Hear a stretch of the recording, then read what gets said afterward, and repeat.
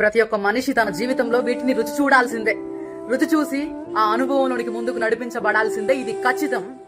భక్తి జీవితంలో ముందుకు కొనసాగుతున్న కొలది దేవుడు హెచ్చిస్తాడు, దేవుడు అభివృద్ధిని కలగజేస్తాడు, దేవుడు గొప్ప కీర్తి ప్రతిష్టతలు ఇస్తాడు. నన్ను గణపరుచు వారిని నేను గణపరుస్తాను అనే లేఖనం కూడా బోధిస్తుంది. అయితే దేవుడు మనల్ని ఆయన పరిచర్యకు వాడుకుంటున్నప్పుడు, దేవుడు ఆయన పరిచర్యలో మనల్ని విరివిగా వాడుకుంటూ అనేకులకు ఆదర్శదాయకంగా నిలబెడుతున్నప్పుడు ఖచ్చితంగా మర్చిపోకూడనది ఏంటంటే తగ్గించుకోవడం. తనను తాను తగ్గించుకుని వాడు హెచ్చింపబడతాడు అనే లేఖనం బోధిస్తుందనే సంగతి మర్చిపోకూడదు.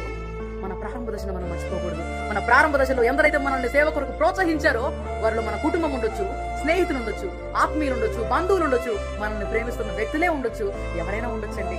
దయచేసి మన ప్రారంభ దశను మనం మర్చిపోకుండా ఉన్నంత వరకు మనం సేఫ్ ఖచ్చితంగా అండి. కానీ ఎప్పుడైతే వీటన్నిటిని మరిచి మనకు నచ్చిందే మన జీవితంలో జరగాలి అనుకుంటున్నప్పుడే ప్రాబ్లమ్స్ అన్ని మొదలవుతాయి. లేదండి, ఎంత ఎదుగుతామో అంత ఒదిగి ఉండడం కూడా చాలా ప్రాముఖ్యం.